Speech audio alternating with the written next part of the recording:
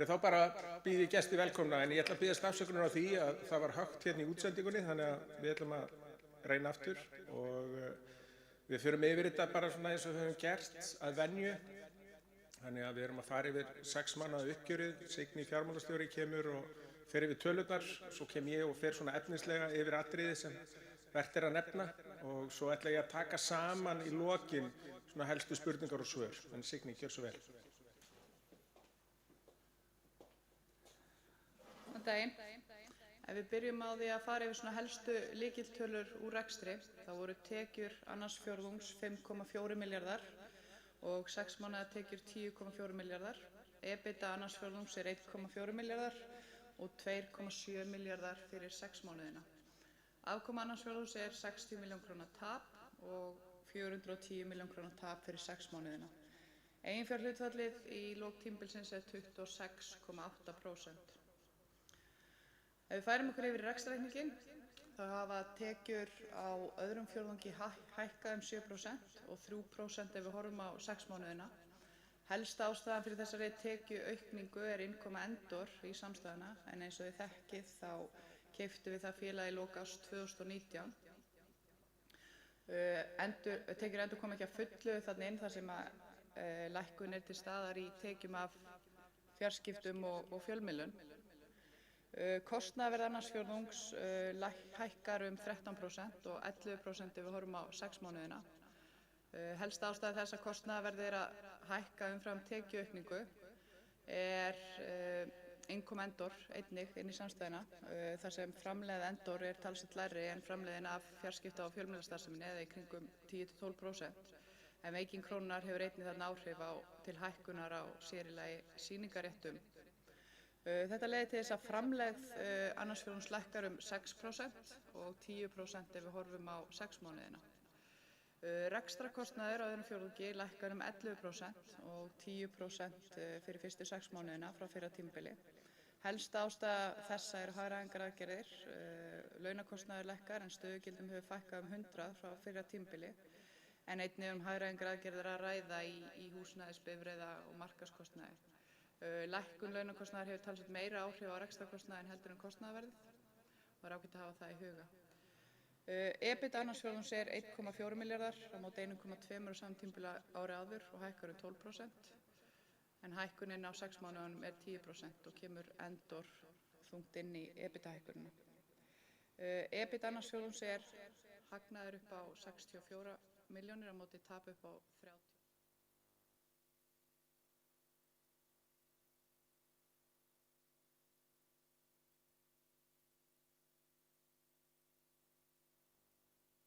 Vaxtagjalda af langtímaskuldum vegna lækkandi vaxtastigs, en það eru óveruleg áhrif af gengisbreytingum inn á þennan fjórðung. Þau koma eiginlega nær að fullu inn í fyrsta fjórðungi og endurspeglast þar af leiðandi yfir í 6 mánuðina og gerir það að verkum að hrein fjármagnsgjöld hækka í 6 mánuðum á móti sama tímabili ári áður, en gengisbreytingin í raun og veru vegur upp vaxtalækkunina sem var 145 milljónir ef við berum saman 6 mánaða tímabili.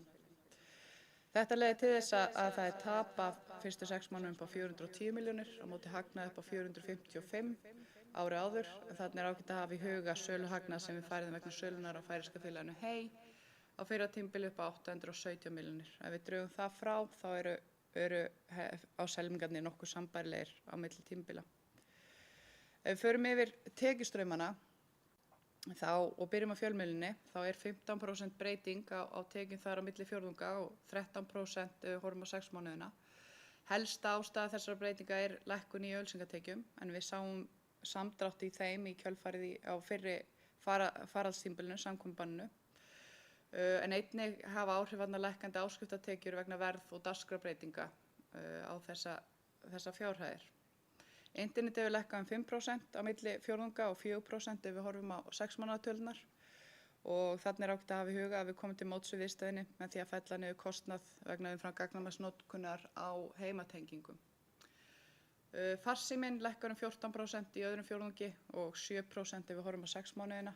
Þarna raun og veru skýrist breytingin eiginlega öllu leyti til af lækkandi reikitekjum sem koma þungt inn í annan fjórðung vegna COVID, en lækkunin á fyrstu 6 mánuðina í kringum 130 milljónir. Fastlínan heldur áfram sinni lækkun eins og vonir stóðu til. Hýsingar og rekstrarlausnir sem eru tekjur Endor voru 943 milljónir í öðrum fjórðungi og 1,3 milljarður fyrstu 6 mánuðina, en rekstur Endor gekk mjög vel í þessum fjórðungi. Vörusala hefur lækkað 13% á milli fjórðunga og 9% ef við horfum á 6 mánuðina, sem skýrist helst að lokun verslana í samkomubanni og í framhaldi af því lokuðum við verslun okkar í Kringlunni. En við höfum séð í raun og veru vörusöluna koma aftur upp á seinni helming annars fjórðungs, þar sem salan að mestu leyti að færast í búðir okkar í Smáralind og Suðurlandsbraut. Ef við horfum svona almennt á áhrif COVID á reksturinn, þá hefur dagleg starfsemi gengið vel og aðlögun starfseminnar að breyttu umhverfi hefur í raun og veru verið umfram væntingar. Við fengum 1 smit hérna í fyrri faraldrinum og það fóru nokkrir í sóttkví í kjölfarið á því og við höfum fengið 1 smit núna og 2 starfsmenn í sóttkví. Þannig að þetta hefur ekki haft mikil áhrif á starfsveimina. Sóttvarnir eru góðar í húsinu og það er náttúrulega aðalmálið er að hagsmunir starfsfólks og viðstafina séu hérna ávallt í forgrunni.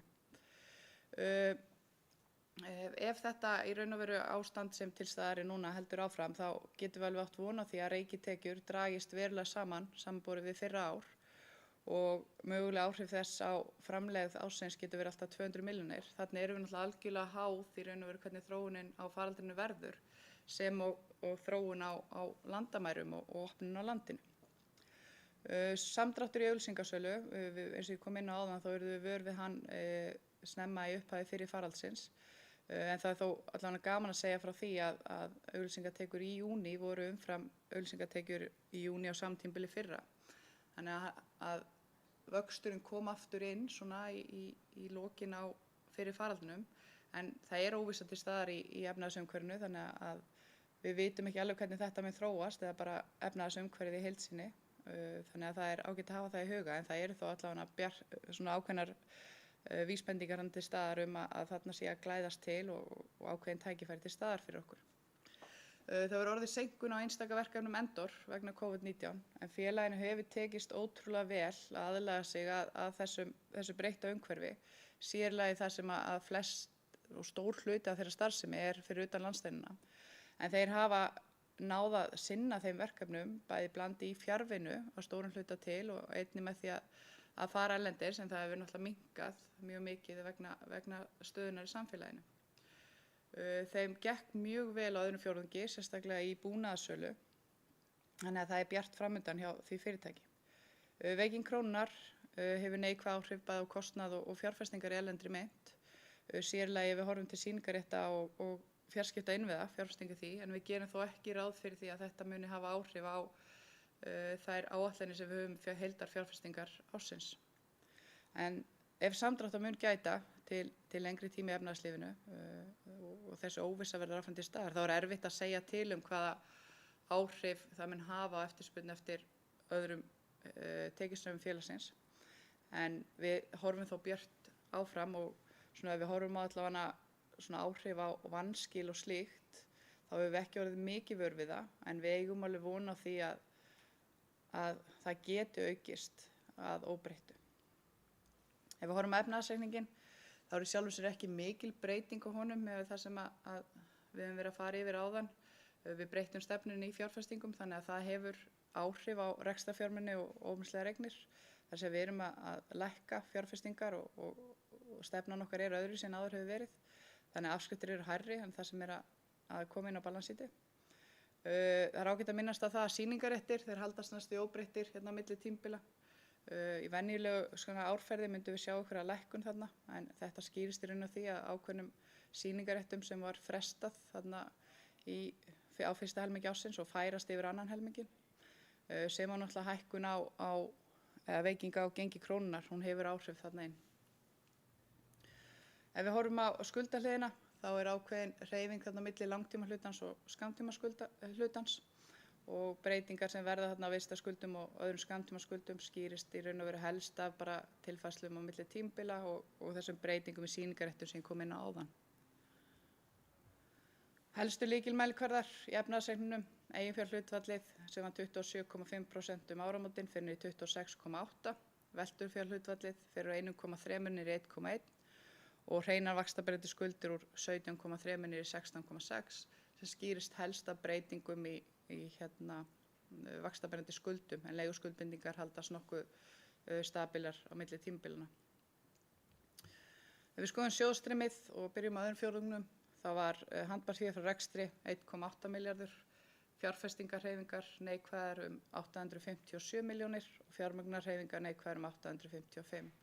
Þetta skilar okkur frjálsu fjárflæði upp á 1,1 milljarð tæpan. Í 6 mánuðunum var handbært frá rekstri 2,8 milljarðar, fjárfestingarhreyfingar neikvæðar 1,6 og fjármögnunarhreyfingar neikvæðar 1,4 milljarða sem skilar okkur frjálsu fjárflæði upp á 1,6 milljarð á móti 720 milljónum á sama tímabili ári áður sem talsverð aukning á milli tímabila en þannig rétt að hafa í huga að sem kom inn á það ákveðin hreyfing hérna á milli tímabilina en við gerum ráð fyrir að þetta muni jafnast út einhverju leyti á seinni helming ársins en svona raunaukning í frjálsu fjárflæði á milli þessara tímabila rúm 20% og það ágætt að hafa það í huga. Hafi ég lokið yfirferð minni, Heiðar, gjörðu svo vel. Já, ég ætla að fara aðeins yfir hvað að gerast í samstarfi við Vodafone Global og svo 5G þróun, breytingar á farsíma innviðum og svo ætla ég í lokin að taka saman þessar spurningar sem komu hérna fram úr sal á fundinum. Hvað varðar Vodafone Global og okkar samstarfi þá hentar það sérstaklega vel vegna þess að þeir eru til að mynda núna að gera samning við alla helstu bílaframleiðendur heims og það þýðir að þegar við erum búin að klára þennan samning að þá verða allir nýjir bílar sem eru sítengdir og líka venjulegi bílar sem eru bara með harðvírað SIM-kort. Þeir geta átt samband við bílframleiðandann eða viðkomandi umboð hér á landi í gegnum okkar kerfi. Þetta til að mynda mjög hagkvæmt ef það komi upp villuskilaboð í bílum, ef við byggjum viðgerðarþjónustu eða annað, þá þarf ekki að fara með bílinn, það hægt að lesa á honum bara í gegnum loftið, það hægt að hugsanlega laga hann og annað þvíumlíkt og þetta mjög spennandi tækni. Þetta hefur ekkert svona beint með 5G að gera, þetta nýtir bara undirliggjandi tækni. Hins vegar erum við með gríðarlegan fjölda af SIM-kortum sem tengjast 5G og tengjast 4G og við erum komið með yfir 100.000 kort sem eru tengd við tæki. Og það sem áhugavert og fólk hefur stundum sagt, það sem 4G gerði fyrir einstaklingin, í raun og veru að færa honum alla afþreyingu, færa honum vinnuna, færa honum tölvupóstinn, færa honum alla myndirnar og allt sem hann langaði til að hafa sem var upprunalega í tölvu, bara beint í lófan í símann sinn. Það mun 5G gera fyrir heimilin og fyrirtækin vegna þess að 5G snýst miklu meira það að tengja tæki. Og hvað varðar okkar samstarf með hinum símfyrirtækjunum, þá það tafist, við erum að bíða eftir endurgjöf viðbrögðum frá Samkeppniseftirlitinu, en það þetta mjög spennandi og við erum fullviss það að þetta algjörlega í takt við hagsmuni neytenda, þetta mun minnka kostnað. Það alltaf ódýrara að borga af einu kerfi heldur en 2.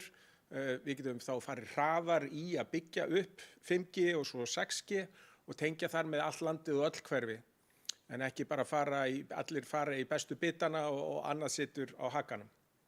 Þannig að hvað þetta varðar að þá fórum við líka áðan að ræða uppbyggingu á farsímakerfinu. Og ég nefndi í tilkynningu að við værum að undirbúa að fara í fasa 2 með Sendafélagið. Sendafélagið höfum við rekið farsímakerfin saman við og Nova og fasi 2 þýðir í staðis að þetta sé bara samrekstrarfélag þá þetta sameignarfélag. Við setjum sendana þarna inn líka. Svona sendar skiptast í aktívan búnað og passívan búnað og við tökum aktíva búnaðinn og setjum þá bara hann inn í Sendafélagið. Þetta eykur rekstrarhagkvæmni, þetta minnkar fjárfestingar, þetta hraðar uppbyggingu og eflir bara öryggi kerfisins. Við höfum fullt leyfi til þess að gera þetta, Samkeppniseftirlitið þegar veitti okkur leyfi til að stofna Sendafélagið 2013, leyfði okkur að fara í fasa 1 og fasa 2. Síðan nefndi ég líka í tilkynningu að við erum að athuga með að taka hluta farsímakerfinu út Allt farsímakerfið liggur núna hjá viðkomandi félögum, hjá Nova og okkur. Og þá það til athugunar að Nova og við tökum út passífu innviðina. Í raun og veru bara stálið sem sendarnir sitja á, eitthvað af rafkerfinu sem tengir, í raun og veru þætti sem ekkert að breytast tæknilega eins og sendarnir sem breytast tæknilega alltaf á 5 ára fresti. Og við höfum notið leiðsagnar Vodafone Global í þessu. Þeir stofnuðu sér félag sína innviði í farsímabúnaði núna í mars og ætla að skráða á markað á fyrsta fjórðungi næsta árs. EBITDA markfaldarinn sem þeir eru að búast við einhver 27 eða eitthvað slíkt. Þeir reyndar á öðruvísi markaði heldur en við erum vegna þess að það eru mun meiri í raun og veru vaxta möguleikar, miklu stærra markaðsvæði, fleiri símfyrirtæki sem var hægt að fá til að nota sína senda og svo framvegis. Þannig að ef við lítum á markaði sem eru nær okkur þá eru markvaldararnir svona 17-25 sinnum EBITDA.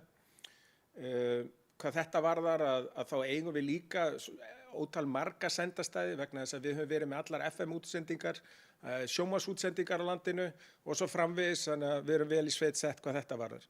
Síðan þegar snýra því hvort að Nova þurfa að vera með, við erum bara að nefna þetta núna til upplýsingar. Þetta eitthvað sem að gerast í öllum löndum í kringum okkur og við teljum áhugavert að skoða. Nova þyrfti að vera með okkur í þessu. Þetta var algjörlega óháð sendafélaginu. Þarna erum við að taka dauðu innviðina og losum fé svo við getum farið hraðar í aðra fjárfestingar, greitt niður skuldir og farið að greiða til hluthafa. Það var spurt hérna áðan líka út í Endor hver framlegð Endor væri. Hún það bil 10%, hvernig verkefnastaðan væri. Hún góð. Þessar frestanir sem hafa verið, hvort að það myndi hafa alvarleg áhrif, það hefur það ekki. Þeir eru til að mynda núna á fullu í samningum við einhvern sem gæti orðið þeirra stærsti viðskiptavinur. Síðan hvað varðar aðrar spurningar, þá var spurt út í farsíma hlutan, hvernig þessu væri aðskilt og skipt upp. Ég búin að fara yfir það. Og svo var spurt út í rekstrakostnað sem við auðvitað erum alltaf að vinna í. Við erum að auka sveigjanleika fyrirtækisins, við erum að minnka fastan kostnað, við erum að útvista meir og meiru. Við erum að losa í raun og veru eignir sem nýtast okkur ekki dag frá degi og það til að mynda eins og þessir innviðir farsímakerfisins. Svo var spurt út í Arbú á einstaklingsmarkaði. Arbú hefur haldist hjá okkur og hækkað í heimatengingum að þessi lækkun sem við sáum í tekjum þar nú að mestu tilkomin. Við gáum gagnamagn á öðrum fjórðungi og út af COVID og það minnkaði þetta tekjur þar. En við erum mjög bara brött með framhaldið, erum vissum það að við séum að fjölga núna viðskiptavinum, teljum að Arbú sé í góðu lagi og muni ekki breytast á neikvæðan hátt og erum að fara af stað þetta í mikla uppbyggingu og ákveðna umbreytingu á félaginu sem bara gerir það betra og sterkara til lengri tíma litið. En ég biðst aftur afsökunar á því innilega að þessi útsending skyldi að hafa misfærist hérna áðan en til að við höfum komið öllum þeim upplýsingum sem komu fram áðan til skila í gegnum þessa útsendingu. Takk fyrir.